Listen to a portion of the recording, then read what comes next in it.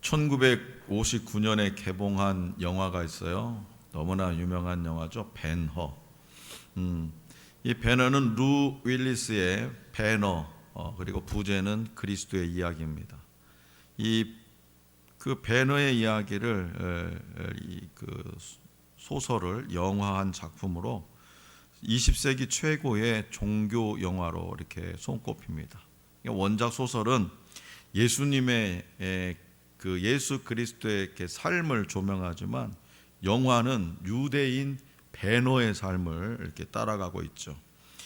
이 영화를 제작한 윌리엄 와일러 감독은 휴머니즘을 통해서 종교적인 메시지를 끌어내는 방식으로 옛 친구 메살라의 음모로 노예가 된 베너가 고난을 극복하고 예수에 대한 믿음을 갖게 되는 그런 과정을 그렸습니다.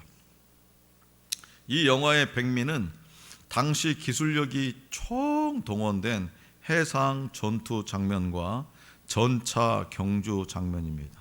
15분여에 달하는 경주 장면은요, 배경음악 없이 관중의 함성과 말발굽 소리만으로 경기의 긴장과 박진감을 표현한 영화사의 명장면으로 손꼽히고 있죠. 배너의 저자 루 윌리스는요, 기독교가 거짓임을 증명하는 책을 쓰던 중에 예수님을 만나 회심했다고 알려져 있지만 사실 이 윌리스는 무신론자도 그리고 반기독교적 성향의 인사도 아니었어요. 그는 열정적이지는 않았지만 열심히 신앙생활하는, 열심히 교회에 출석하지는 않았지만 일평생 감리교회에 출석한 그런 사람이었다고 합니다. 어느 날 윌리스가 유명한 무신론자인 잉거소를 만나서 신과 종교에 대한 토론을 하게 되었는데 윌리스는 그의 반기독교적인 화려한 논설에 압도당하고 말았대요. 이후 윌리스는 성경에 관련된 모든 사항을 철저히 연구해서 예수의 출생에서 십자가 순환까지 이르는 책을 쓰기로 결심하면서 쓰게 된 것이 뭐냐? 지금 이 배너라는 거죠. 그래서 그 배너라는 이 소설을 예수의 출생부터 십자가 순환까지 이르는 책을 연구하고 쓰면서 하나님과 예수님의 신성에 대한 절대적 확신을 갖게 되었다고 합니다. 우리에게는요, 각자 귀하고 소중하게 여기는 것들이 있습니다. 그런데 시간이 흘러도 영원히 변하지 않는 보배는 무엇일까요? 시간이, 여러분들이 각자 귀하게 소중하게 여기는 것들이 있어요. 시간이 좀 흐르면 변하게 돼서 가장 정말 보배로운 친구라게도 시간이 지나면 그 보배로운 친구도 좀 변하더라고요. 일단은 무엇이든지 좀 변하게 되어 있는데 시간이 흘러도 영원히 변하지 않는 보배, 사도 바울은 본문 말씀 7절에서 이렇게 고백하죠. 우리가 이 보배를 질그릇에 가졌으니. 우리라고 했습니다. 사도 바울이 자기만 가진 게 아니라 우리는 하나같이 흙으로 만들어져 깨지기 쉽고 보잘것없는 존재였지만 이런 질그릇 같은 우리 육체 안에 있는 복음은 이 세상 그 무엇과도 바꿀 수 없는 소중한 보배라고 사도 바울은 오늘 우리에게 말하고 있는 거예요. 더불어 보배를 담고 있는 질그릇 같은 인간도 하나님께서 지으신 아름답고 복된 피조물입니다. 그래서 본문 말씀에서 보배는 질그릇인 바울 안에 담겨 있고 바울이 선포하는 보배에 하나님의 능력이 있어요. 질그릇은 아무것도 못해요. 질그릇. 여러분들도 미술 시간이나 이런 때 황토 같은 걸로 그릇 같은 거 만들어 봤잖아요. 그릇 만들어 보고 그거 그늘에다가 말려야지 햇빛에다가 말리면 짝짝 갈라지잖아요.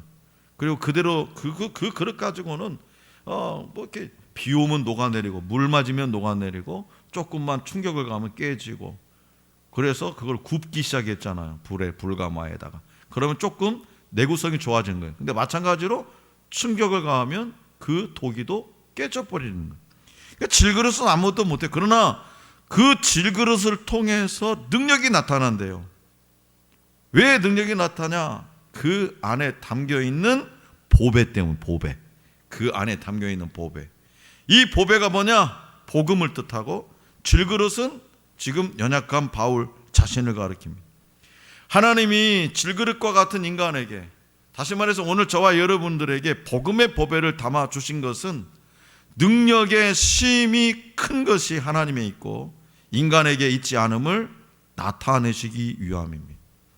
그렇다면 저 복음이란 뭐냐? 복음, 우리가 말하는 복음, 이 복음은 우리 기독교 예수 믿는 사람들 뗄래야 뗄 수 없는 단어잖아요. 자, 복음이 뭐냐? 어렵지 않아요. 예수님이 나의 주님이시고 하나님이라는 진리를 받아들이는 것, 하나님의 말씀을 진리라는 것을 받아들이는 것, 예수 그리스도가 나의 주님이시라는 것, 그 주님이 예수 그리스도가 내 죄를 사하여 주시려고 십자가에 못 박혀 죽으셨고, 그 다음에 사흘 만에 부활하셨다는 것, 그리고 승천하셨다는 것, 더 구체적으로 다시 오마 재림의 약속을 해주셨다는 것, 이게 다 이런 게 복음이에요. 우리가 늘상 듣던 이야기입니다. 늘상. 복음의 능력과 영광은 모든 믿는 사람들에게 주어진 하나님의 선물이에요. 나한테만 복음의 선물을 준 게 아니에요. 예수 그리스도를 믿겠다고 작정한 모든 이에게 그 복음의 선물을 어떻게 주셨다고요? 값없이 주셨다는 거예요. 은혜로 주셨다는 거예요. 선물로 주셨다는 거예요. 하나님의 선물이에요. 그래서 복음에는 하나님의 영광이 담겨 있고, 그리고 모든 사람에게 생명을 주는 능력과 지혜가 있습니다. 이 생명은 뭐냐? 그냥 육신적인 생명이 아니라 영원한 생명이에요. 영원한 생명. 그렇기 때문에 복음을 전하는 자들은 낙심하지 말아야 됩니다. 낙심하지 말아야 돼요. 오늘 또 우리 김유근 집사님하고 저하고 또 전도하려고 새로 개업한 순댓국집에 가서 순댓국밥도 먹고 이제 슬슬 시동을 거는 거예요. 그래도 마침 또 김용근 성도님도 열심히 서빙하고 있으니까 거기 가니까 만나더만 지난 1년 동안 한 번 얼굴 볼까 말까 했는데 아유 좋더만. 그렇게 안 바쁘냐? 그랬더니 요즘은 올해는 일이 별로 없네요. 그 말 나오자마자 우리 김용근 씨가 하는 말이 그러면 교회로 오셔야지. 한 거예요. 그리고 또 이제 또 카페에 갔습니다. 카페 가서 또 이제 거기서 한 시간 넘게 또 열심히 참 신앙생활에 대해서 강의를 열심히 펼쳤죠. 표정을 보면 막 진지하지가 않아요. 좀 표정을 보면 복음을 전하고 있는데 참 신앙에 대해 열심히 전하고 있는데도 그래요. 막 이렇게 막 가슴을 치면서 통회하고 그러는데 막 귀찮은 듯이. 그럼에도 불구하고 우리는 어떻게 해야 되느냐? 낙심하지 말아야 되는 거야. 내가 말하는데 눈도 안 맞춰주네. 눈도 안 마주쳐주네. 들은 채 만회하네. 재수없어. 내 다음부터 내가 저렇게 저 사람 내가 왜 저런 사람한테 무시당해야 돼? 그럴 필요가 없다는 거예요. 복음은 모세의 율법과 비교할 수 없는 영광스러운 겁니다. 그것은 전적으로 하나님의 긍휼에 의한 거예요. 따라서 복음을 전하는 직분을 받은 사람은 낙심할 것이 아니라 오히려 기뻐요. 왜 그러냐? 나 같은 이 무지렁이한테 세상에 영원히 지옥에 가져가 사탄마귀 앞잡이 종노릇하고 그냥 끝내버릴 인생에게 복음을 전할 수 있는 특권을 주신 거잖아. 하나님의 자녀로 삼아주신 거잖아요. 그러니까 우리는 기뻐하는 거예요. 또한 합당한 삶을 통해서 복음의 영광이 온전히 드러나게 돼요. 내 삶을 통해서.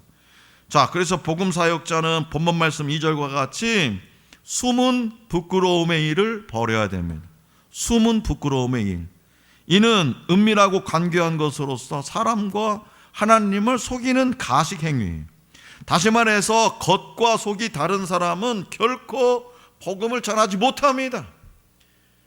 예배당에서는 할렐루야 놀렐루야 막 나가, 밖에 나가서는 세상 사람들이 하는 거 그대로 하는 사람이 어떻게 복음을 전하겠어요? 어떻게? 그런 사람이 예수 믿으라고 하면 먹혀 들어가겠어요?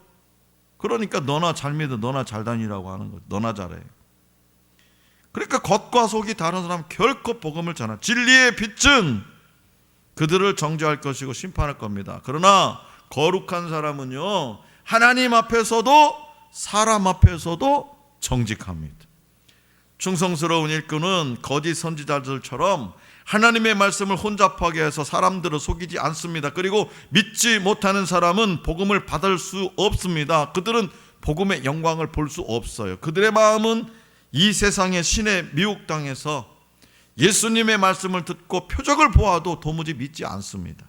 그들은 믿을 수 없을 뿐만더러 믿으려 하지도 않아요. 그들은 완악한 마음을 고소하며 복음을 거부합니다.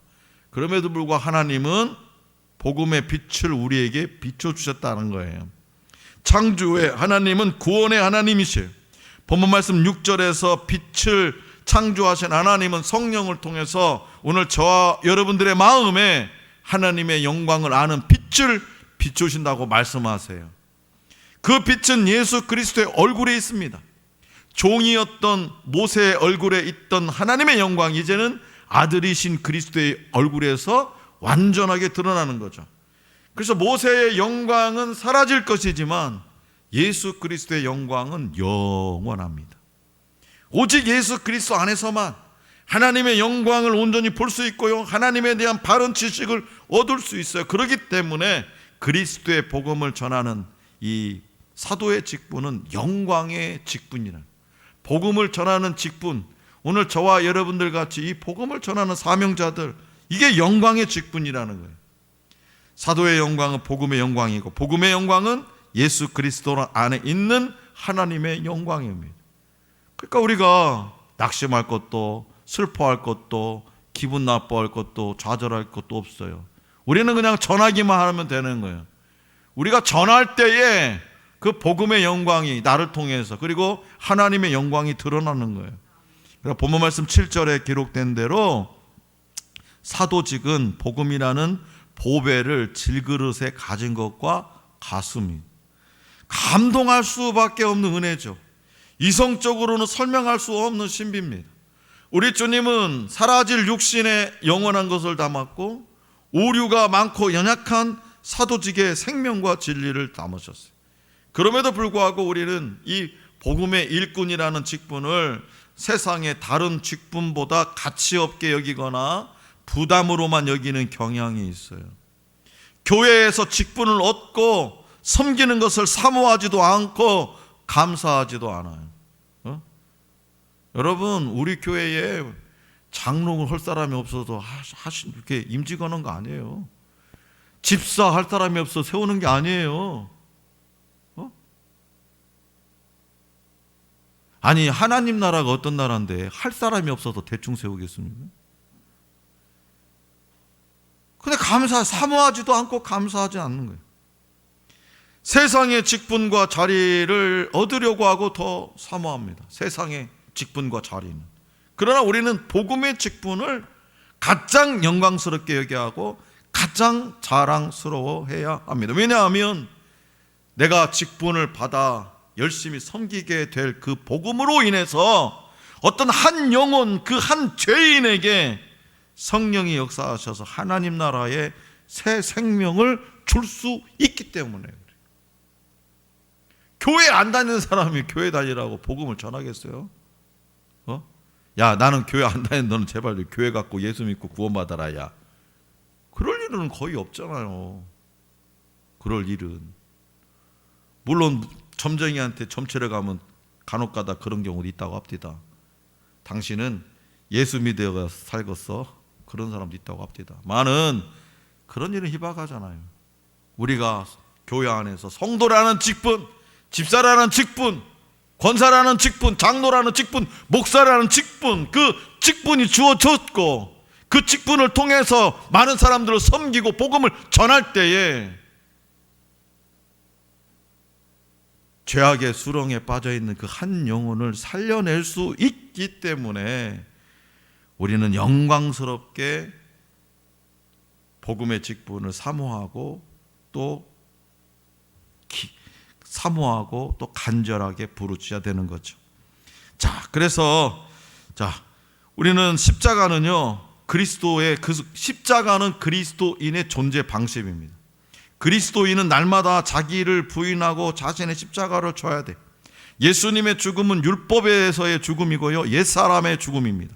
날마다 옛사람을 죽이지 않으면 예수님의 죽음은 무의미해집니다. 그러니까 바울은 항상 예수님의 죽음을 짊어질 것을 권고해요. 그 이유는 바로 뭐냐? 항상 내가 죽어야 항상 살기 때문이에요. 예수님의 죽음을 짊어지면 예수님과 함께 죽는 겁니다. 예수님과 함께 죽는 자는 예수님과 함께 또 다시 살아날 거예요. 그래서 그는 죽으나 부활의 삶을 살게 될 겁니다. 그래서 로마서 6장 4절에서 이렇게 말하죠. 보세요. 그러므로 앞에 보세요. 시작. 그러므로 우리가 그의 죽으심과 합하여 세례를 받음으로 그와 함께 장사되었나니 이는 아버지의 영광으로 말미암아 그리스도를 죽은 자 가운데서 살리심과 같이 우리로 또한 생명 가운데서 행하게 하려 함이라. 아멘. 성도 여러분, 아직 우리 주위에는요, 이 배너의 저자 윌리스처럼 복음의 능력을 경험하지 못한 이들이 있어요. 그저 습관적으로 예배당에 왔다 갔다 하는 사람들. 그런데 다른 사람 눈에 보내는 자기보다 열심히 교회를 가는 것 같으니까 신앙이 좋은 줄 알아요. 믿음이 좋은 줄 알아요. 그런데 대화를 해보면 깡통이에요. 윌리스가 그랬다는 거잖아요. 지금 배너를 쓰기 전에 평생 감리교에 출석했다는 거잖아요. 그저 습관적으로 또는 형식적으로 신앙생활하는 거예요.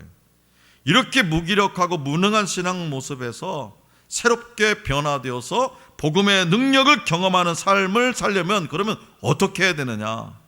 사도 바울의 말처럼 예수님을 구주로 영접한 모든 성도의 마음에는 이미 능력의 근원이신 하나님이 계신다는 사실을 제발 좀 알았으면 좋겠다.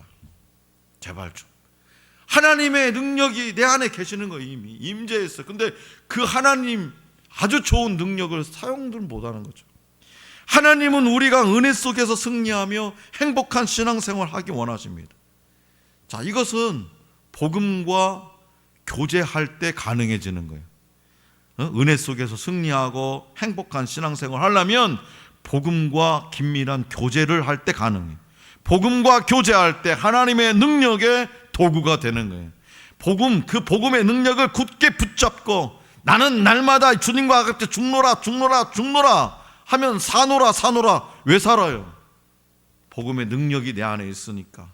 그래서 우리는 갈급한 마음으로 주님을 찾는 이가 복음의 능력, 하나님의 능력을 경험하게 된다는 거예요. 그런데 우리가 하나님을 믿더라도요,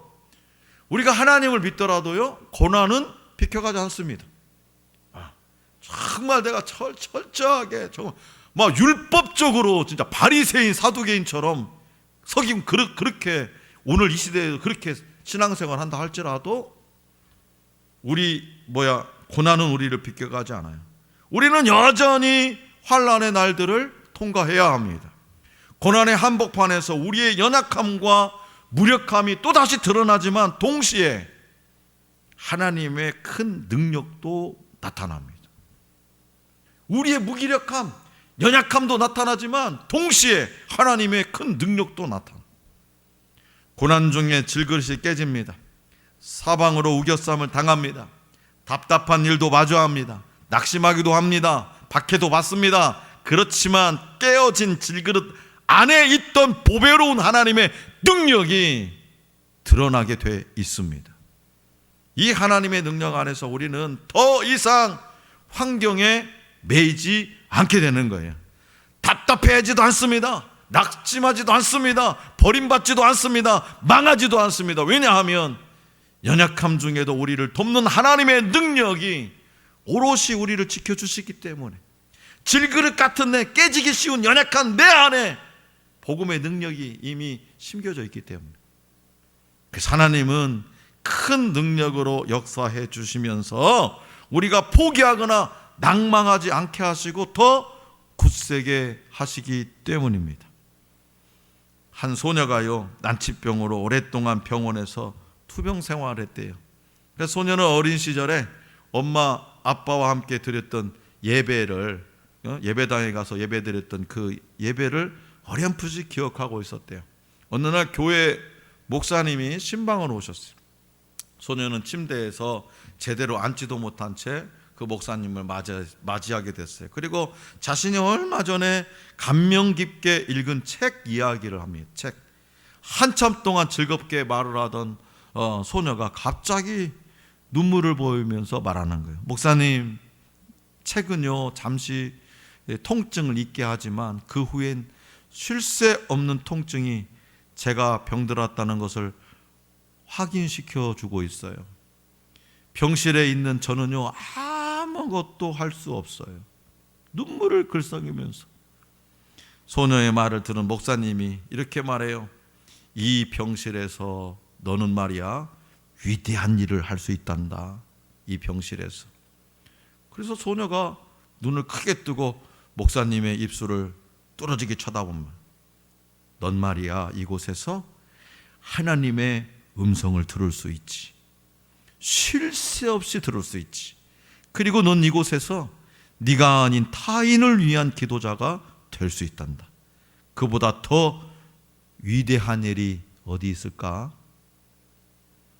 병실이, 그 외롭고 쓸쓸한 병실이 통증으로 인해서 그 고통으로 인해서 몸둘 바를 모르는 그 병실이, 한시라도 떠나고 싶은 그 병실이 하나님을 만날 수 있는 기도실이 될 수 있다는 사실에 소녀는 행복했습니다.